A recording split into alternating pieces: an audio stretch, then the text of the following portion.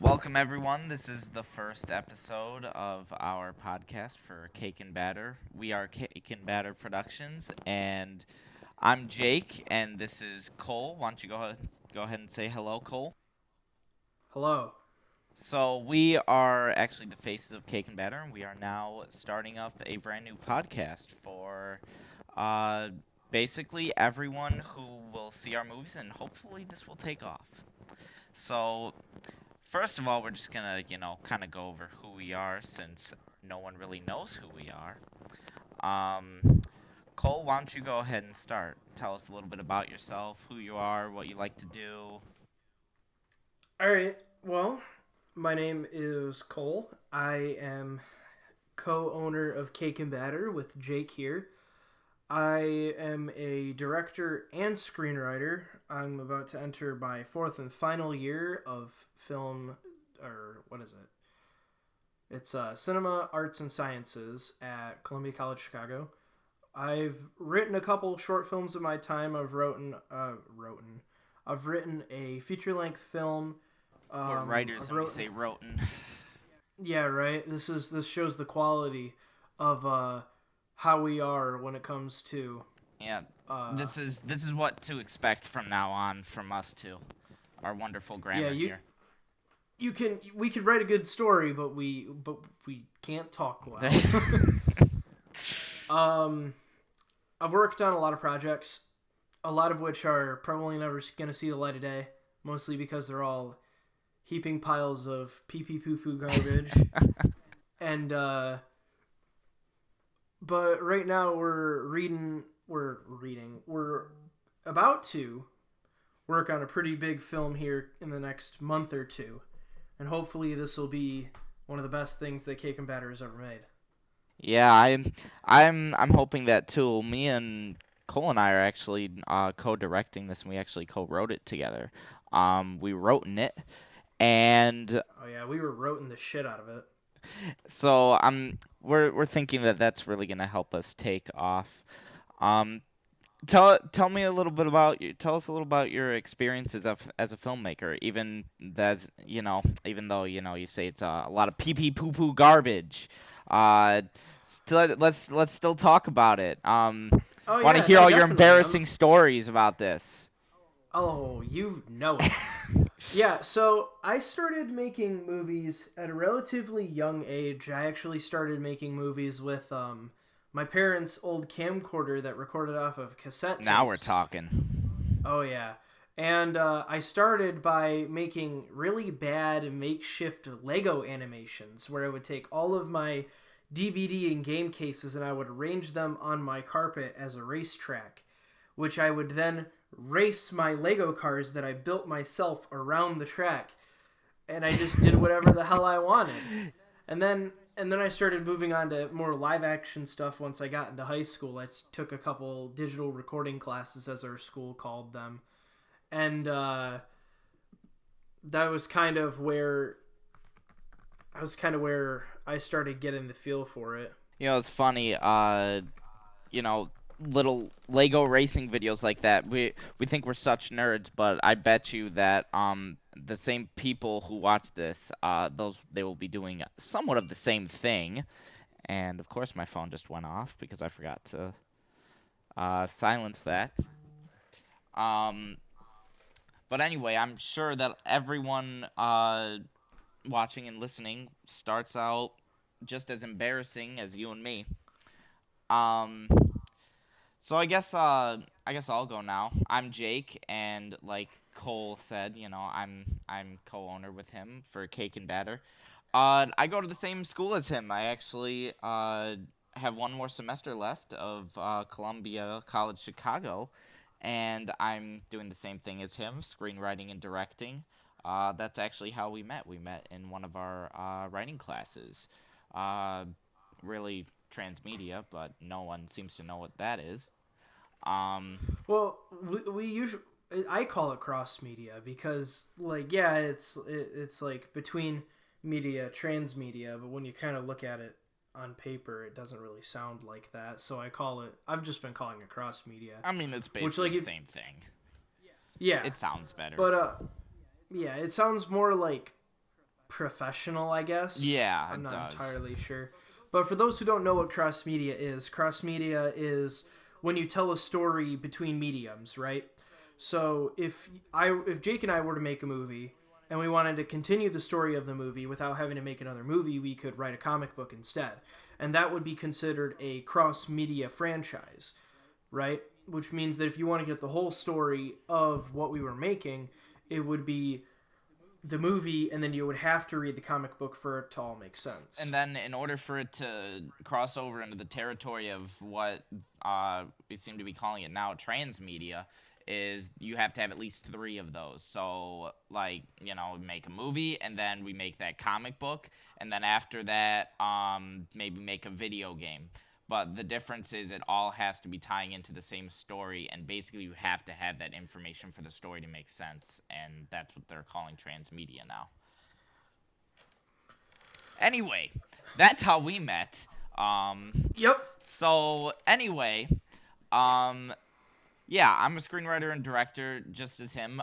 And before I actually met him, I had started Cake and Batter up by myself, and I started that with a music video that I made. I made that a couple years ago called City Limits. It's on the Cake and Batter YouTube channel if anyone ever wants to check it out. Well, this is going on the YouTube channel, isn't it? That is true. So Can, so they'll just have to click off our video and then go click on the yeah, thing. we can add a little banner at the top right. So click at the top right Ooh. or in the description, whatever we choose to do. Or if you're listening on iTunes or like Google Play or some shit like that, you can probably just, I don't know, look it up. Or the podcast app, because apparently iTunes is being destroyed soon. So keep up with the news. They're putting it out to pasture. Yeah, they're putting it to sleep, unfortunately. Taking it to a very nice farm where it can frolic and play with like the likes of Rhapsody and Napster. So I made that a couple years ago with City Limits. That was my first venture for Cake and Batter, and after that, I made a short film with a friend of mine called The Forgotten Melody, which is waiting for film festivals right now. We made that through Cake and Batter, and really those are the only 2 projects that have been through Cake and Batter so far.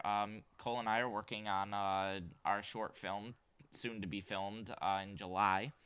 But that'll come out in Cake and Batter. So, but before that, before Cake and Batter, I did do a few short films. I did a lot in high school. I took some classes in high school that required me to do some filmmaking work, and it was very embarrassing.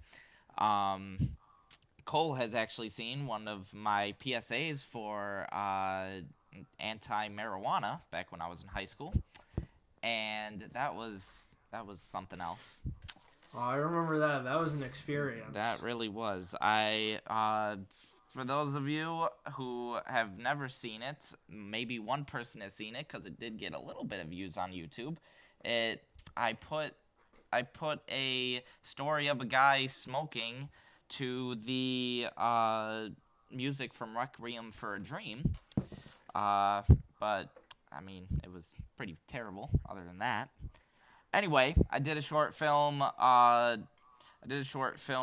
In Chicago about a guy whose girlfriend gets kidnapped, and then I did another one, which is kind of like a wannabe David Lynch type thing, which was very stupid.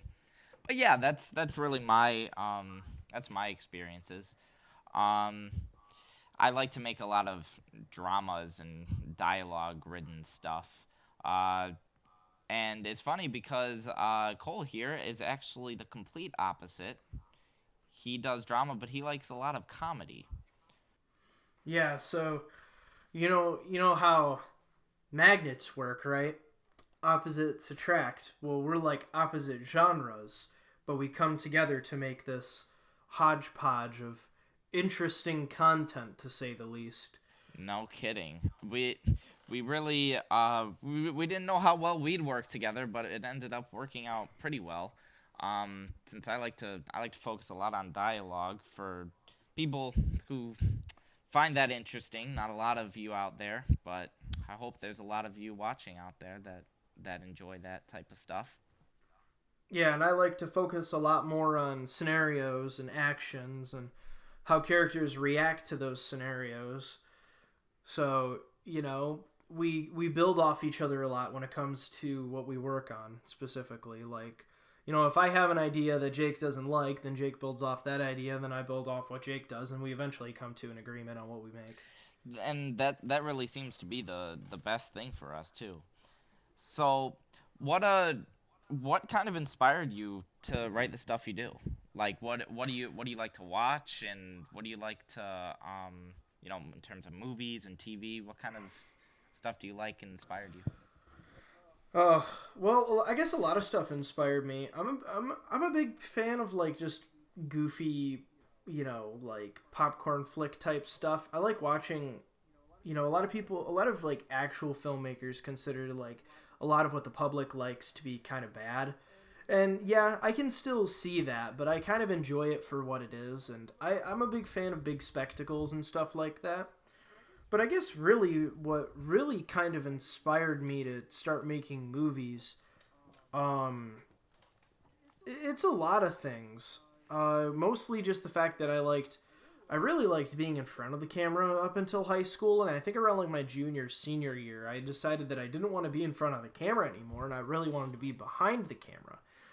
And I've always enjoyed writing and stuff, but so it's been a little bit of that. There was an old YouTube series that I used to watch back in middle school, which as a kid I thought was the tits. And then by the time I kind of grew up and I started actually working on film myself, I realized that that show was kind of a not as good as I remember. But just seeing like 10 or 15 people just hanging out and deciding to just make something and then just consistently making content for 5 years and just seeing like behind the scenes and their bloopers and stuff, seeing that they all wholeheartedly enjoyed what they made, that was like in my mind, I was like, that's what I want to do. I want to do that, and I want to have fun doing it. And then I decided, probably around the same time I decided I want to be behind the camera, I decided I want to write my own stuff too. So then I just kind of started taking screenwriting classes when I got to college. I it's funny how things work because that's how it worked for you, but for me, I saw one movie and I knew instantaneously what I wanted to do. You know, I remember I was taken to the theater in 8th grade by my mother to see Inglorious Bastards by Quentin Tarantino, and I knew right then and there that was a bad decision on her part. But also, I knew right then and there that I wanted to be a filmmaker. I wanted to write my own stuff, and I wanted to direct my own stuff. And I wanted to be that perfectionist, you know.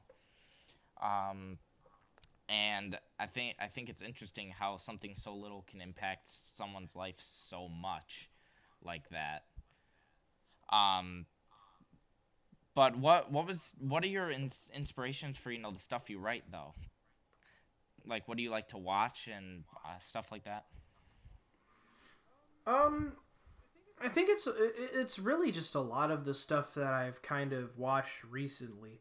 Like, I've been a big fan. I was a kind of a big fan of like Arrested Development for a Oh, while, really? and I think yeah, and I think that kind of and I haven't seen I've seen everything up to like the newest season that Netflix kind of took over because they did another season Yeah. aside from that one weird one that was like kind of messed up in like the editing process, and then they re-released it in a fixed version. But then they had a season after that, and I haven't seen that one yet. But I liked Arrested Development. Um, I really liked this one movie with what's his name? Is like Rainn Wilson or whatever. It's called Super. It has Ellen Page in it, and that movie was I really liked that movie. That movie was awesome, and I think that inspired some of the stuff that I wrote back a couple years ago, in my freshman sophomore year, and then what was another comedy show that I watched that kind of made me I watched a little bit of Superstore, and I liked that. I've watched Archer. I've watched.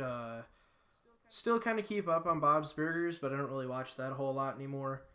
Um, I think recently though, for the movie that we're currently working on, I think one of the smaller inspirations for that short film was probably the Fargo TV show. Yeah, and I know you've been inspired by that ever since I showed you that.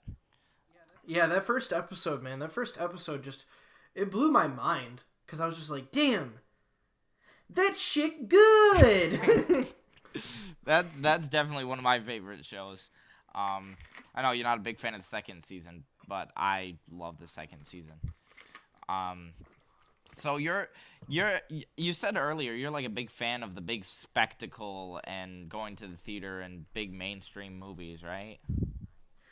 I can appreciate them for what they're trying to do, and I like watching them just because my family is not a big kind of movie family. You know, families that watch the kinds of movies that you and I would watch when we're in college, but they're big fans of like popcorn flicks and stuff like that, and I can enjoy them as a movie goer, but I can also, criticize them as a filmmaker. You Yeah, know what I mean?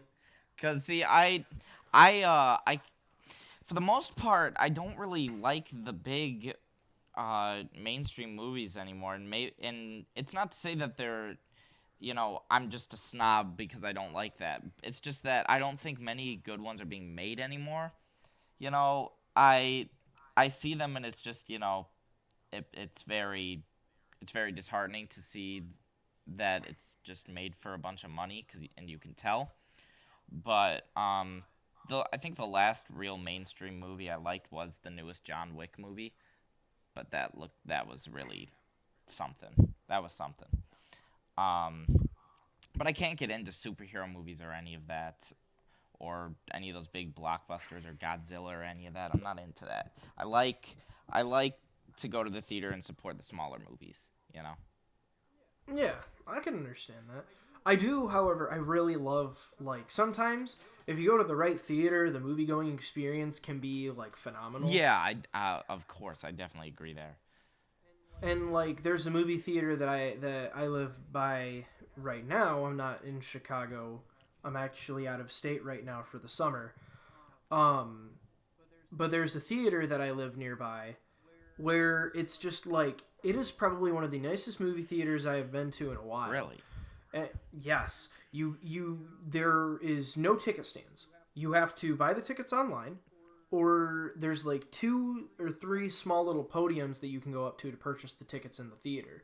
You pick your seats like an AMC, and then you go through this almost it's almost like a school cafeteria line kind of thing. Like it's kind of like ran up like that, but you can get pizza, pretzel rods, sticks, popcorn, whatever the fuck you want. Oop. Oh well. But like, I realized that I probably shouldn't have said the F word, but I did anyways. Oh well. But back to my story. You can get whatever you want, and you can get popcorn, and it's in like this big old box, and they scoop it out and they put it in your thing, and then you walk by like there's like you can get bottled drinks when you walk by, or you can get candy, and they're on little shelves and all that. And then you get to the end, you give them your ticket, you pay for your food, and then you can get a cup and take it to one of those Coke Freestyle machines. But you get into the theater and you sit down, and the chairs are completely leather, and there's two buttons on the side. One lets you recline as far back as you want, and the other heats your seat. The other heats your seat. Yeah, your seat. It's There's a heated heater seats in, the in seat. your movie heated theater. seats in the movie theater. Yeah, Why? it's amazing. Is this like an expensive theater? No, it's the same price as any other movie Oh ticket. my- You just gotta get there in advance and get your seats. They are so nice, and that is like one of the best movie theaters that I have been to in a very long time. You see, that depresses me because I live in an area and, I don't live in Chicago other than just to go to school. I live across the border, and so the movie theaters are not kept up as nice as the city. And it's just so saddening because you go into the theater, granted I have to go to an AMC theater, but You go in, and no one's there to even sell you a ticket. You know, the you have to wait in line forever. There's one person, and then if you're not paying in cash, you have to go to the little robot kiosk, which I hate because it never works correctly. And then when you get your ticket, half the time there's no one there to even rip your ticket to let you in. And then when you finally get in, you walk into the theater and you go to take your seat. It's these disgusting, ripped up, metal sticking out of the cushions, destroyed chairs made out of like not even good enough cloth to go in a cheap car. You know, Mm. it's just disgusting, and they don't clean it either. And then it's just it's just disheartening to hear that doesn't happen in other theaters, because you would think that competition makes companies have a good rivalry. But Yeah, the theater that I have been going to recently, the one with the leather heated seats, that theater's been out for like a couple months. It's like it is brand new. It was not here during Christmas. It was not here it's a last brand new summer. theater, or it's Oh remodeled. no, it's a brand new theater. Oh, okay. The theater that I used to go to has seats similar to yours, Yeah. where it's like that cheap car cloth seat. That's about it. I mean, it just has the cheap car cloth It's seats. so There's sad like a when you're couple paying like more twenty people three there. dollars to see a movie. Oh my gosh, our IMAX back here is like $12 to go see an IMAX movie. Yeah, like it's $23 for a regular to go for two people for regular seats. Oh It's like really? you get a discount if you're going with more than one person. Every other person you get a discount here in my state. That's just the law. Um, and then but tickets themselves are about $13-14 for a regular ticket. And then if you want to see IMAX, it's more like 19. And then God forbid you see an IMAX 3D movie, cuz that's going to cost you over $20 a ticket. And it's just sad because it's not you don't even get good seats either. It's half the time I'm sitting there and I got some metal pipe sticking into my back or into my legs, and it's annoying. Yeah, that sounds terrible. But anyway, I, we got off topic. Um, we were talking about what you've watched recently. Yeah, the most recent movie I've seen so far is the John Wick 3, Oh yeah, Parabellum. that that uh that was a good movie. That was a good And mainstream movie. then and then the most recent TV show I've seen is my friends had me watch that Agretsuko show on Netflix. I don't even know what that is. It's like one of those animated TV Was shows. it anime? So uh kind of. I don't know. It's made by the dude that made Hello Kitty. That's interesting. So all the characters are like little animal people Okay. and it's like the main character works in this accounting office and she hates her job and she just wants to get out of the job because she hates it so much. And instead of like losing her shit during her job, she finds solace in venting her frustrations by singing death metal. That's a story. That's a It, story. it's pretty entertaining and it's actually pretty relatable for like 20 somethings. I enjoyed it. I That's thought a it was story. a fun. Definitely a story. It's definitely it's a fun little show though. I liked it. I most recently saw Rocket Man, the new Elton John movie. That's the most recent thing I saw in the theaters. Oh, how was that? I mean, as a film, it was phenomenal, but I mean, Elton John's not really my thing. I don't like his music, that much. I mean, I like the Rocket Man. I like his Rocket Man song. I think everyone does. And I like Saturday Night's all right for fighting, but as a whole, I'm not a big fan of his music. But the fact that the movie got me into his music, that's the thing. The movie got me into his music. and I was kind of enjoying myself watching it. I think it benefited from the fact that it was a full out musical with musical numbers, dance numbers, and all of that. And it was definitely I have to compare it to it because it came out recently, but it was definitely way better than Bohemian Rhapsody.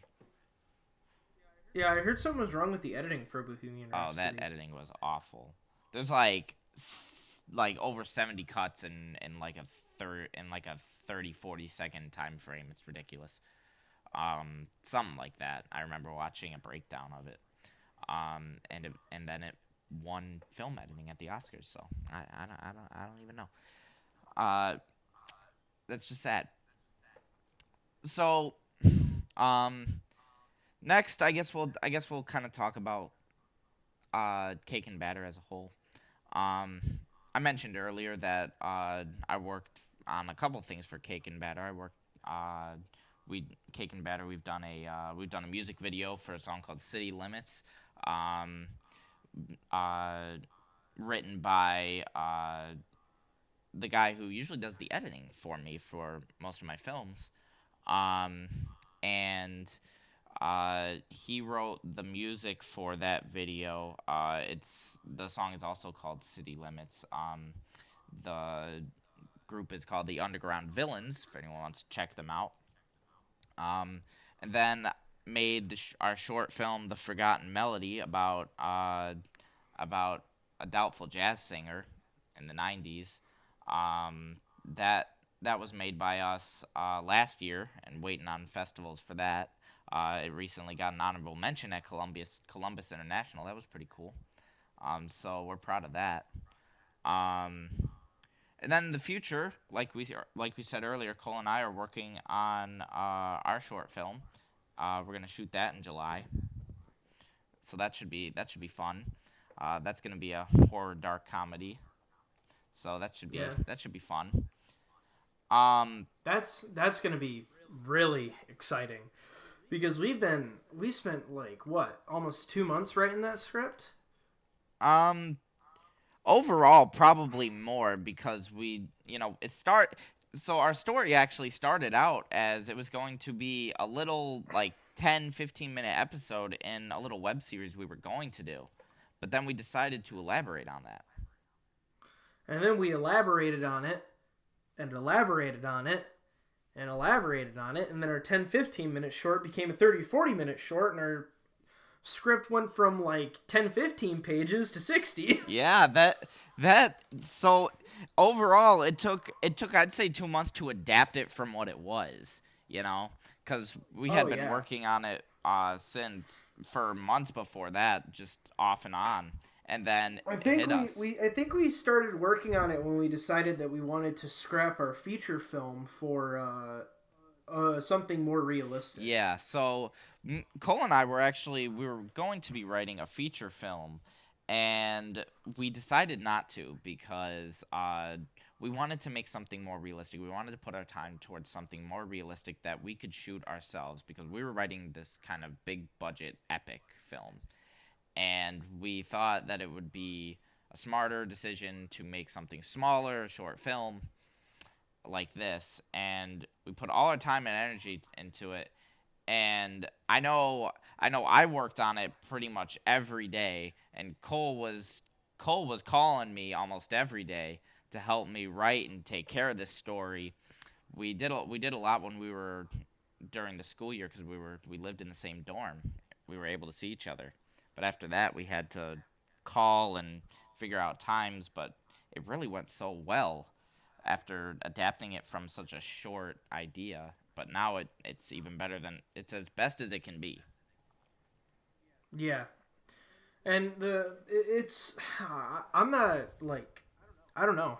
I'm just excited to shoot it because we've spent ever since we got out of school, we've spent countless hours not even just finishing the script, but trying to secure locations, find actors, get crew, pick days, clear schedules, make sure we're doing this, and this, and that, and this, and that, and this, and that. And we're like so close to having everything that we need. We're like missing the last two corner pieces of the puzzle. Yeah, unfortunately, it's not even like the corner pieces. We're kind of missing like that one middle piece, that you can't find in the box, that you always can't find.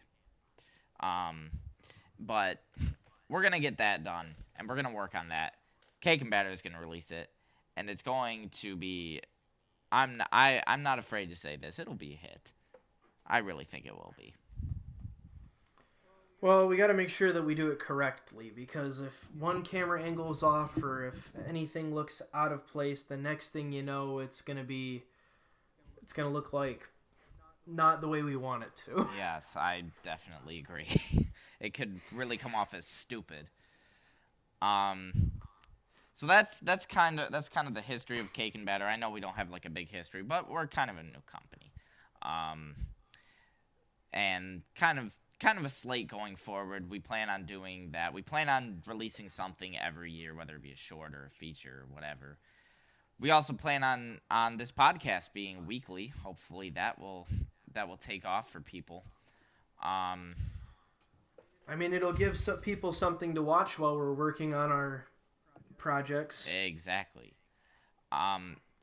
For the slate for our upcoming podcasts, you guys can probably look forward to a bunch of different stuff for us. We've kind of made a roadmap of what we want to do, and one of our biggest things that we want to do is what we want to call Cake and Batter Movie Club. And we're gonna take a movie, whether it be on Netflix or Hulu or Amazon, whatever. We're gonna make it available to all of you guys so you can watch it. We're going to say the movie we're going to watch. How are we going to do that? What? How are we going to make it available for everybody to watch? No, I mean, it's going to be on Netflix or Hulu or Amazon. So it's available for them to watch. Keep up, Cole. So it's going to be available for you guys to watch. Hopefully, if you have any of those popular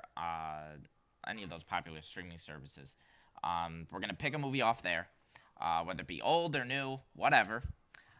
We'll say what we're going to watch for the next week, and then you guys can watch it, and then you can come back and you can listen to our discussion for it. And like I said, we're going to call that Cake and Batter Movie Club. We're going to be doing that for good movies and bad movies, which we're going to call Dumpster Fire episodes. Those should be fun.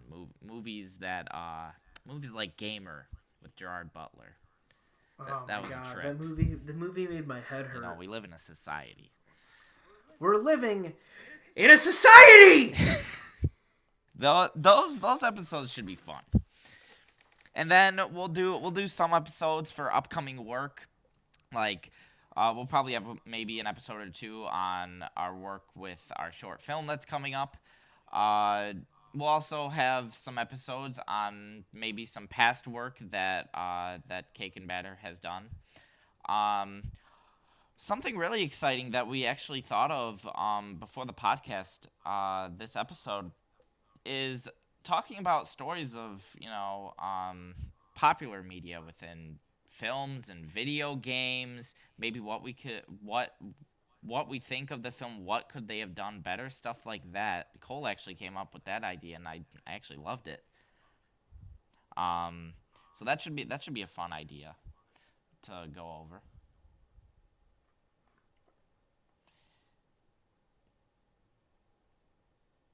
I guess he has nothing to say.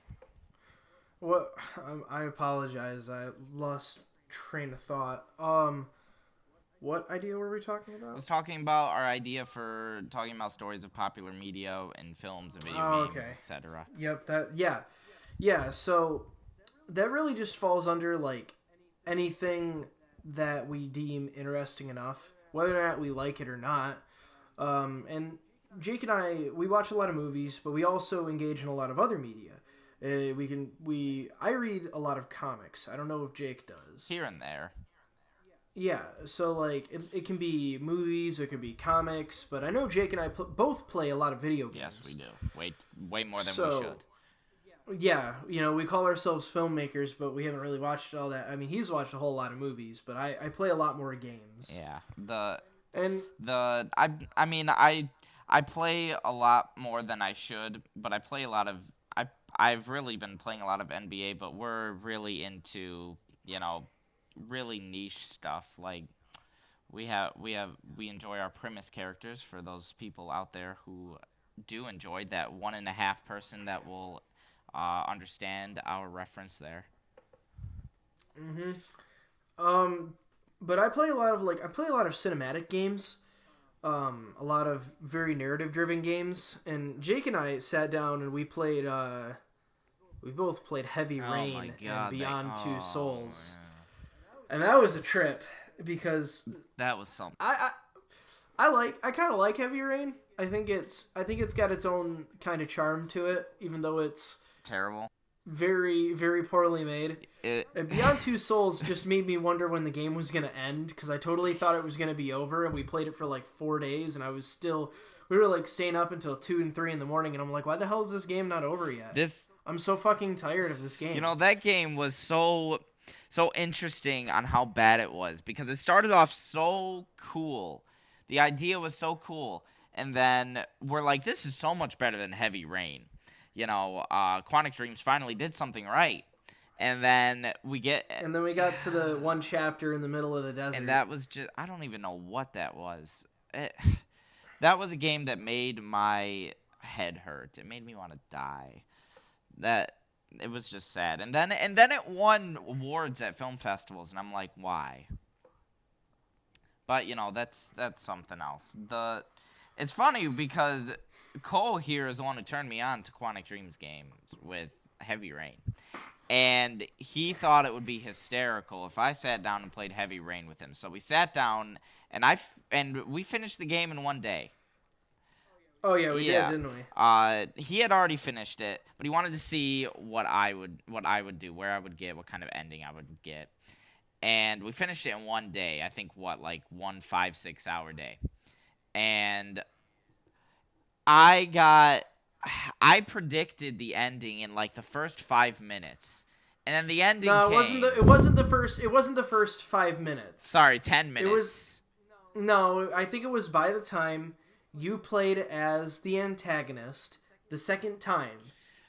You were like, "Oh yeah, it's him." Yeah, I knew very early on that the ending to that game, that it was going to be the fat guy, and I knew right away. And Cole was trying to tell me, no, it's not him, it's someone else. You don't know what you're talking about. And then sure enough, get to the end of the game, and it's what I predicted at the beginning of the game. I just didn't want you to ruin the surprise. It's not ruining a surprise if I knew it. Yeah, it made me disappointed. I'm like, what's the point of playing the fucking game if you already know how it ends? Cole thought it was so unpredictable, and I knew like in 5 seconds. Anyway, I think we've kind of pretty much gone over everything that we should for our first podcast. We've let everyone know about our entire list of everything. What do you think? Yeah, I think this is pretty stellar for a first episode. We had a couple hiccups, but I think we're getting the hang of it. Yeah, we know it's kind of shorter, but it's a first episode. We didn't want to start talking about a movie on the first episode because we wanted to give you guys a chance to watch something before all of our viewers to watch a movie so that we can discuss it and they can be up to date with what we're talking about. Yeah, so we actually have a movie that we're going to recommend you watch. Yes, we do. For the next episode. And our next episode is going to be kind of similar stuff.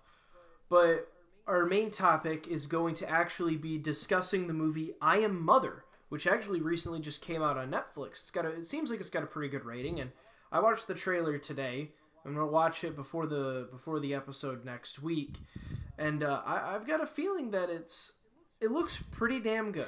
And I'm actually kind of excited to check it out. It does look interesting. So as Cole said, it's on Netflix. So if you guys have Netflix, go ahead and please watch it so that you can be ready for the next episode.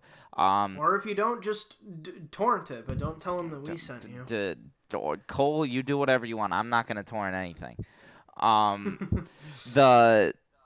It stars Hilary Swank, and it's got a 90% on Rotten Tomatoes, if that helps anyone.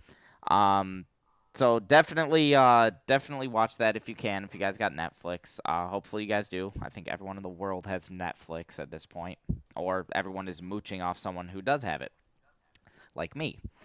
Um, so for all of you, go ahead and watch I Am Mother on Netflix. We're gonna talk about that next week, and probably get off topic and talk about some other things because me and Cole always do. Thank you guys for tuning in to our first episode of our Cake and Batter podcast, and we'll see you guys next week.